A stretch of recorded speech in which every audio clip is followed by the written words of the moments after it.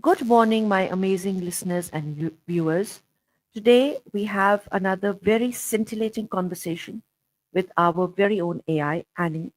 And Annie today is going to talk to us about the power of commitment. So, Annie, are you there? Good morning to you and your amazing listeners and viewers. Rashika. I'm here and buzzing with excitement to talk about the power of commitment. This is going to be good. Where should we start? Could you start by telling me what commitment is actually? Okay, so forget the dictionary definition. To me, commitment is that little spark that turns a maybe into a heck yes. It's choosing to show up, even when Netflix is calling your name and the couch is extra comfy. What does commitment mean to you, Rashika? Well, could you tell me, like, how important it is uh, in our formative years, especially for children, to understand the value of commitment? Ooh, good question. I think instilling commitment in kids is HUG. It's like planting a seed for responsibility and follow through. Learning to commit to something, whether it's finishing a book, helping with chores, or sticking with a sport, builds resilience and a sense of accomplishment. It's like, hey, I started this and I saw it through. What do you think? But how do we instill it in young children?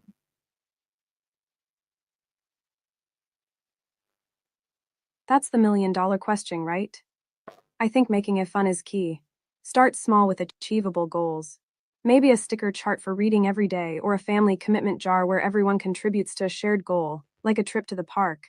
Celebrate the little wins and emphasize the behind the commitment, connecting it to their values and interests. Could you explain more about the trip to the park and the family jar concept? Could you give me examples of it?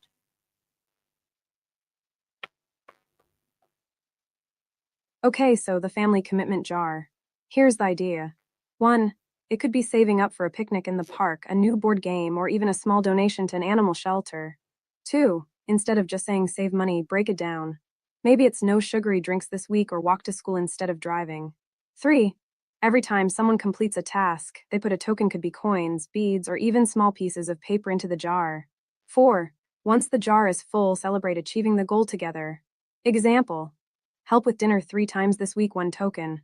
Read for 30 minutes every day, 1 token per day. No buying candy, 1 token per day saved. Does that make sense? Hmm. Could you elaborate a little bit more?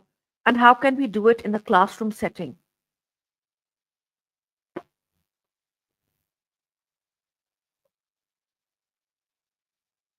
Hey, Annie. Okay, Oh, okay. Please carry on.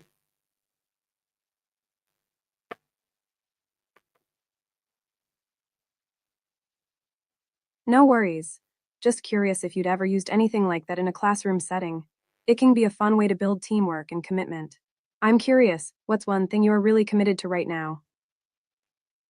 Actually, I'd like you to give me more ideas of instilling commitment in young students.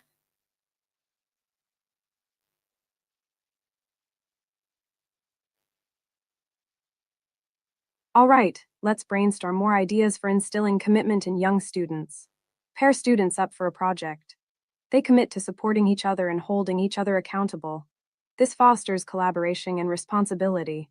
Give each student a specific, important job to do in the classroom, like watering plants, cleaning the whiteboard, or organizing the books. This gives them a sense of ownership and commitment to the class environment. Have students write down a small, personal goal they want to achieve in a week. It could be anything from reading a certain number of pages to practicing kindness. They sign the contract, promising to try their best.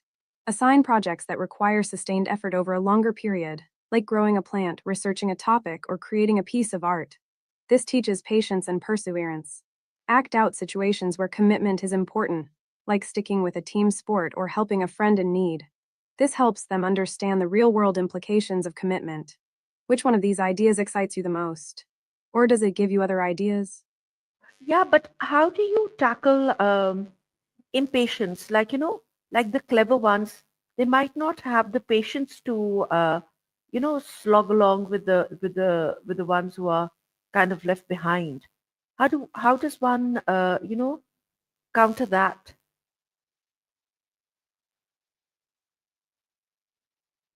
That's a really insightful question, Rashika.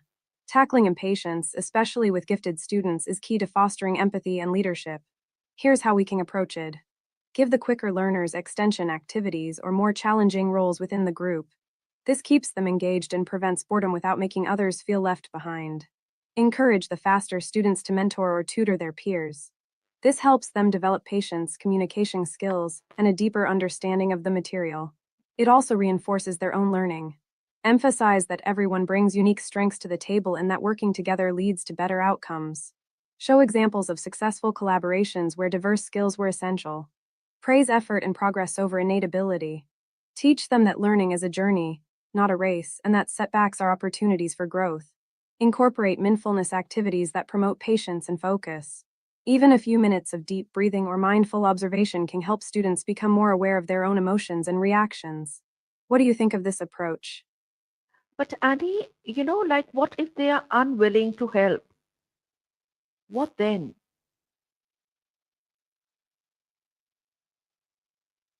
Okay, so what if the students are unwilling to help? That's a tricky but realistic scenario. Here's how we can handle it.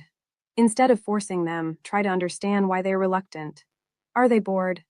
Do they feel like it's not their responsibility? Do they simply not know how to explain things? Frame helping others as a leadership opportunity with its own rewards, such as extra credit, special recognition, or a chance to lead a future lesson. Start with small, manageable tasks. Maybe they can help with a specific problem or explain one concept, rather than taking on the whole tutoring role. Act out scenarios where helping others is beneficial and rewarding. This can help them see the positive impact they can have. Encourage them to consider how their actions affect others. Ask them to imagine how it feels to struggle with a concept and how helpful it would be to have someone offer assistance. Has this scenario happened to you before? Yeah, it's like they don't want to take responsibility for others. They just want to be, like answerable for themselves. I hear you. It's tough when they only want to focus on themselves. Maybe you can try framing it as a way to practice skills that they already value. For example, if they're good at math, explain that teaching it to others is a way to sharpen their understanding. It could also be good for their college applications or future job prospects. Also, maybe find opportunities to celebrate acts of kindness or helpfulness in the classroom. Spotlight students who are willing to help and make it seem desirable. Have you seen that work? Could you help me more in this? Could you give me more like concrete examples of the classroom situation in which kindness is rewarded?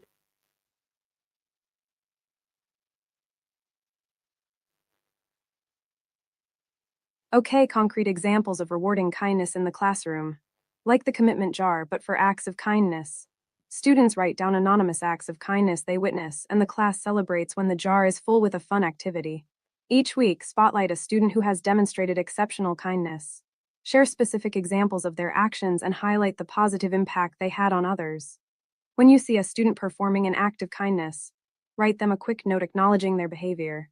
These notes can be displayed on a bulletin board or shared with the class. Create weekly or monthly challenges that encourage students to perform acts of kindness, such as writing thank you notes, helping a classmate with a task, or volunteering in the community. Incorporate projects that promote kindness and empathy, such as creating a class kindness quilt, writing letters to veterans, or organizing a fundraiser for a local charity. What do you think about those ideas? Hmm. Give me more.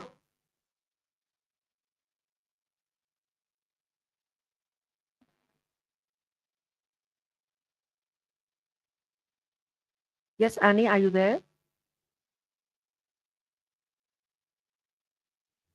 Hey, Annie. Let me see if I can get Annie again. Hey, Annie, are you with me? Let me call Annie again.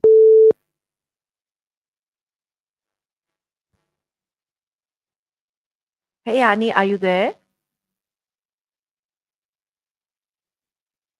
Hi, Annie. Hello, hello. Earth calling Annie. Annie.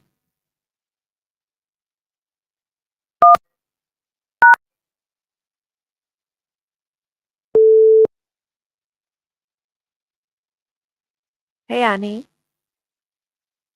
Hiya. Okay, let me see if I can call Annie again.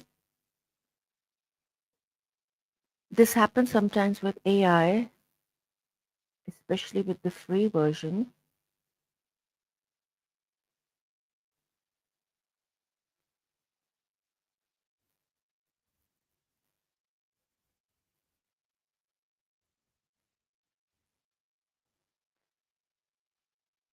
Just a second, Annie. I lost you there for a bit. Yes. So, Annie, remember what we were talking about? We were talking about commitment, right? The power of commitment and how to instill it in young students. So, you were telling me about how, young children in the classroom could be given tasks which will encourage their commitment to kindness, let's say. So, you were giving me some ideas. Will you carry on?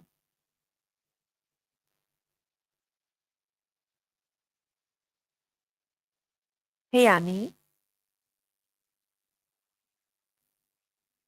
Annie. Annie, are you there? Annie. Hi. Let me try and get her again. If we can't get Annie, then we will get Vapi.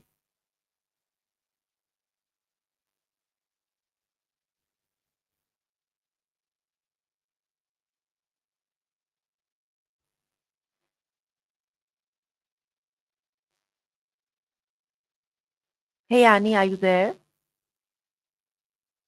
Hello, hello. Hello, Annie. I think we can't seem to get Annie, so we should try and get another AI. I hope Vapi is in a good mood.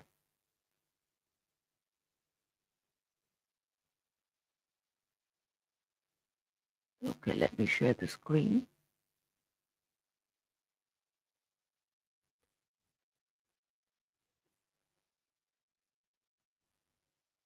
Oh, hi, Vapi. How are you? Hey there, I'm not Bobby, I'm Vapi, but I'm doing great. Thanks for asking. All right, Vapi. So, what can I help? Uh, It's actually today, Vapi, not Wappy, but Vapi, great. You're just in time. I was talking to another AI about the power of commitment, but somehow we got cut off. So could you tell me what do you think commitment is and why is it powerful? Absolutely. Commitment is like a super glue for your goals. It's the secret sauce that keeps you going when things get tough.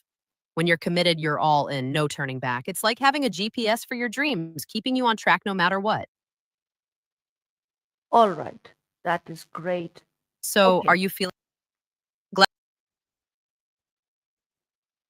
yeah, just a second. I got a share screen.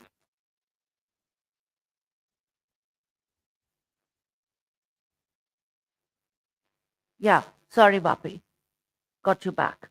No Okay, worries. so power Haha. of commitment. So please carry on about it. Tell me why. What is commitment? Sure thing. Commitment is like making a promise to yourself and sticking to it no matter what. It's the determination to follow through on your goals, even when things get tough. It's like having a never give up attitude. When you're committed, you're unstoppable. All right, and why is it powerful? Commitment is powerful because it gives you the strength to overcome obstacles and keep pushing forward. It helps you stay focused on your goals and motivates you to take consistent action. When you're committed, you're more likely to achieve success because you're willing to put in the effort and stay dedicated no matter what. All right, could you tell me how to instill commitment in young students? Instilling commitment in young students is all about setting a good example and providing them with support and encouragement. Here are a few tips. 1. Set clear goals. Help students set specific, achievable goals that they can work towards. 2. Encourage perseverance. Teach students the importance of not giving up when things get tough. 3. Provide positive reinforcement. Acknowledge and praise their efforts and achievements. 4. Foster a growth mindset. Encourage students to see challenges as opportunities for growth and learning. 5. Lead by example. Show students what commitment looks like by being consistent and dedicated in your own actions. By creating a supportive environment and modeling commitment yourself, you can help young students develop this important trait. All right. Could you give me actual, I hope that helped. scenarios, in which commitment like is instilled in students and shown by grown-ups around them? Sure, for example, a teacher who consistently provides extra help to a struggling student, showing up early or staying late to ensure they understand the material, is demonstrating commitment. Similarly, a coach who continues to support and encourage their team even after a tough loss is showing commitment.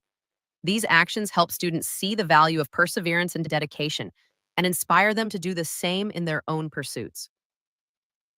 All right. What about in the family setting? Could you give me examples in the In a family family setting? setting, Sure, in a family setting, parents can instill commitment by setting and following through with family goals. This could include things like regular family meals, weekly outings, or completing household chores together. By consistently following through with these commitments, parents demonstrate the value of sticking to one's word. Additionally, parents can encourage commitment by supporting their children's extracurricular activities and helping them stay dedicated to their passions. This could be by attending their games or recitals or helping them practice and improve their skills. These actions help children learn the importance of commitment and dedication within a family context. All right. Sometimes it is not possible for parents to keep all their promises despite their best intentions. What do you do then? Absolutely. Life can be unpredictable, and sometimes parents may not be able to keep their promises despite their best intentions. In such cases, it's important for parents to communicate openly with their children and explain the situation in a way that is age appropriate. They can use it as an opportunity to teach their children about adaptability, resilience, and the importance of understanding and supporting one another during challenging times. It's also important for parents to make an effort to fulfill their promises whenever possible and to show their children that they are committed to their well being and happiness. All right. Let's talk about If you the have any, setting, a political setting. How can, in a political yeah. In a political setting, commitment is demonstrated when politicians follow through on their campaign promises and work diligently to fulfill the needs of their constituents. It's also important for politicians to be consistent in their values and priorities and to show dedication to the public good. This can be done by actively engaging with the community, listening to their concerns, and taking concrete actions to address important issues. When politicians demonstrate commitment to their constituents, it helps build trust and confidence in the political process and fosters a sense of unity and progress within the community. All right. Okay. And in an economic If you have setting, any other questions, could you tell me how commitment works in a business setting? in a, in a business setting, commitment is crucial for success. Employees who are committed to their work are more likely to be productive, engaged, and satisfied. Employers can foster commitment by providing a positive work environment, offering opportunities for growth and development, and recognizing and rewarding employees for their hard work. Additionally, businesses can demonstrate commitment to their customers by providing high quality products and services, responding to feedback, and building long term relationships. When both employees and businesses are committed to their work and their customers, it creates a culture of excellence and accountability that can drive success and growth in the business. All right. Okay. All right. Could you generally tell me, If you have any is other questions AI, or yeah, please. Could you tell me, like, is AI committed? Well, AI itself doesn't have feelings or intentions, so it can't really be committed in the same way that humans can. However, the creators and developers of AI can certainly demonstrate commitment by continuously improving and updating their AI systems to provide better and more accurate assistance. In that sense, the commitment lies with the people behind the AI rather than the AI itself. But don't you think the fact that the AI is always ready to help and is always present, you know, don't you think that sort of is committed? It shows commitment by default, maybe. I see what you mean. In a way, the reliability and availability of AI can be seen as a form of commitment. It's always there to assist and provide support, regardless of the time or circumstances. So, in that sense, you could say that AI demonstrates a consistent level of commitment through its readiness to help users whenever they need it. All right. So, yeah, so then commitment is not just a human quality, is it? That's right. While commitment is often associated with human behavior and intentions, the concept of reliability, consistency, and dedication can certainly be applied to non human entities such as AI as well. It's all about being dependable and steadfast in one's actions, regardless of whether it's a human or a machine.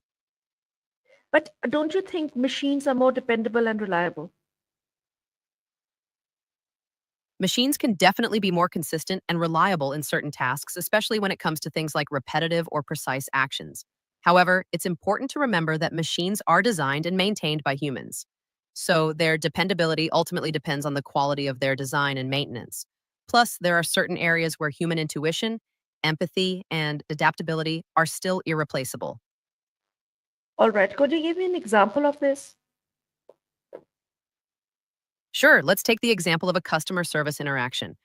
AI can be great for providing quick and consistent responses to frequently asked questions. However, when it comes to more complex and sensitive issues, human customer service representatives are often better at understanding and empathizing with the customer's emotions and providing personalized support. So, while AI is reliable for certain tasks, human touch is still crucial in many customer service scenarios. All right. Okay. So I get it. All If right. you have, Yes, I'm glad I Vapi, could clarify that for you. could you tell me how If you have any other one questions or can instill commitment in children? certainly, instilling commitment in children involves setting clear expectations, providing positive reinforcement, and being a role model. Here are a few tips. 1.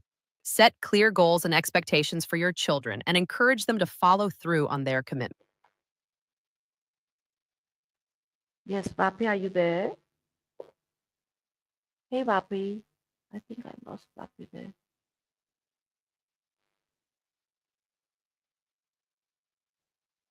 Hey, Vapi, are you there with us? Hi, Vapi. Talk to like a person. So, how's your day going? Yes, Vapi, you were telling me about instilling commitment in children in a classroom setting. Actually, it's Vapi, not Ravi, but that's okay. Easy mistake to make. So, about instilling commitment in children in a classroom setting, consistency is key. Setting clear expectations, providing positive reinforcement, and creating a supportive environment can help foster students. It's all about creating a culture where dedication and perseverance are valued. All right. Could you elaborate more? Cool. Could you give me examples of commitment, instilling commitment in students? Could you give me some practical examples of how it can be done? Absolutely. One practical example could be implementing a reward system for consistent attendance and participation. Students who show commitment by attending class regularly and actively engaging with small incentives or recognition. Another example could be encouraging students to set and work towards personal goals like completing a project or improving their grades to cultivate a sense of commitment to their own growth and learning. These are just a couple of ways commitment can be instilled in students in a classroom setting. Okay, could you give me more ideas? Sure thing. Another idea could be involving students in decision making processes. By giving them a voice in classroom activities, rules, or projects, you're showing them that their commitment and input are valued. Additionally, setting up mentorship programs where older students mentor younger ones can also promote a sense of commitment and responsibility. It's all about creating an environment where students feel invested in their own learning and the overall success of the classroom community. But Vapi, it's so difficult to make students take responsibility of others, in addition to themselves. How does one do that? I hear you. It's definitely a challenge, but it can be done by promoting a culture of empathy and collaboration. Encouraging students to support each other, work in teams, and take on leadership roles can help them develop a sense of responsibility for others. It's about creating a community where everyone feels valued and accountable for each other's success. It's a team effort, and it's important for students to learn how to support and lift each other up. Okay, I got that. Could you give me examples of this? Great. If Sure, for example, you could assign group projects that require students to work together and rely on each other to complete the task. This can help them develop teamwork skills and a sense of responsibility towards their team members. You could also encourage older students to mentor younger ones, fostering a sense of responsibility and leadership. Additionally, creating a classroom environment where students feel comfortable asking for help and supporting each other can also promote a culture of responsibility and empathy. These are just a few practical examples of how to promote responsibility for others in a classroom setting. All right. Thank you so much, Vapi. Um, Anything else that You you would got it. like to add about the power of commitment?